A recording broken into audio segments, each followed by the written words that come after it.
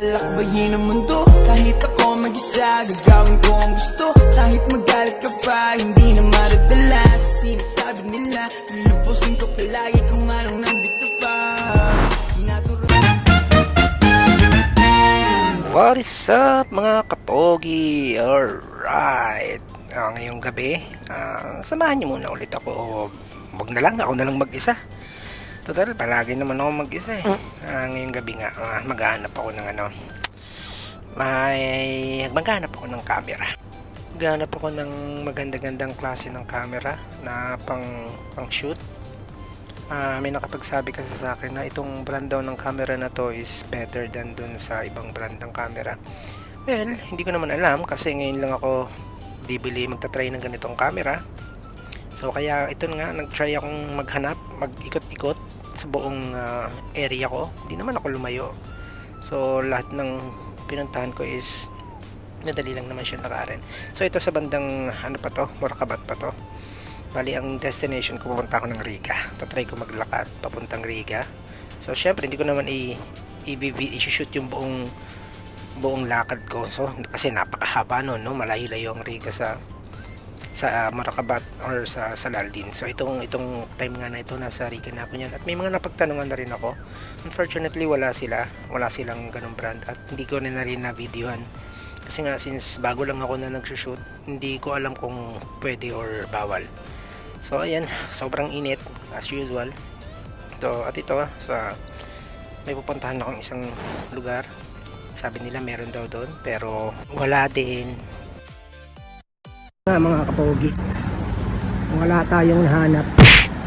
Grabe, ang layo na ng naikutan ko. Like, ewan ko ba. wala daw mahanap ng ganong camera dito sa area na to. Possible makahanap ako sa ibang area like sa Burdubay or sa Sharaf DG or Banias. Yun ang bali, yun ang sabi ng mga nagtitinda ng mga gadgets. So wala tayong magagawa, uwi na tayo. At dahil nga wala akong nahanap, naisipan ko na lang mag-check online at ito nga, nakahanap ako. Bali, dalawa na lang yung natitira niya, kaya in-order ko na siya. Hintayin ko na lang kung kailan siya darating at ito na nga. Finally, dumating na ang aking delivery. Galing ako ng office niyan, pinakiusapan ko lang yung flat owner ko na kung pwede niyang i-accept yung delivery. So ayan, hirap na hirap pa akong buksan kasi wala naman akong any gadget, tripod or anything na pwedeng ilagay ko yung phone. Ito na nga yung camera. Alright, okay naman. At medyo hinahirapan lang ako buksan, kaya minagic natin. Ayan na siya. Medyo excited ako makita kung anong itsura. Tingnan nga natin. Oh, okay naman pala. Ang ganda. Ito yung pinaka camera niya. Alam ko natatanggal yung pinaka sa gitna niya eh. Ang mga included, ito pagkakaalam ko to, ano to eh. Ito yung sinasabit. Diyan pwedeng i-magnet yung pinaka camera niya. Tapos itong kasunod is ito, clip din yan. Kiniklip yan sa sombrero, pagkakaalam ko. Tapos ito naman, ito yung dinidikit sa mga salamin sa kotse or kahit saan, kasi may magnet din yun eh.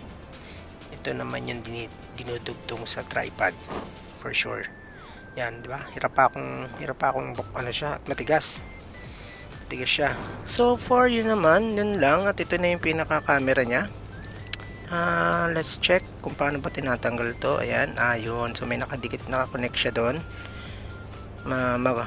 Magnetic siya lahat. So itong camera na to, pwede mo siyang idikit sa lahat ng bakal kasi nga may magnet siya sa likod. So let's try, check ko na nga kung ano yung quality ng camera niya, is kung maganda or maganda ba.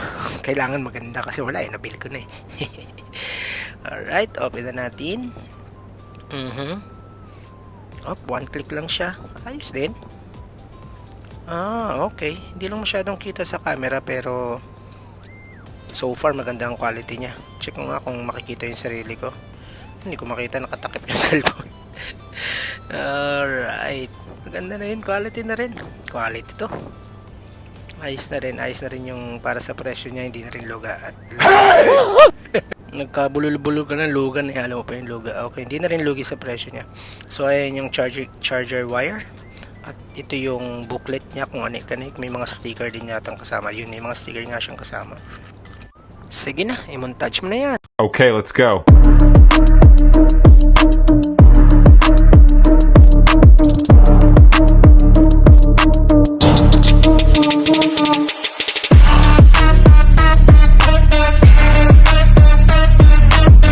Ayun na nga, tatry natin yung quality niya. Actually, maganda yung quality ng camera niya. Medyo madilim lang kasi dito. Gawa ng, syempre, madilim yung bahay. Yan, so, kung makikita nyo, yan, tinatry ko. Balik kukuha ko ng labahan.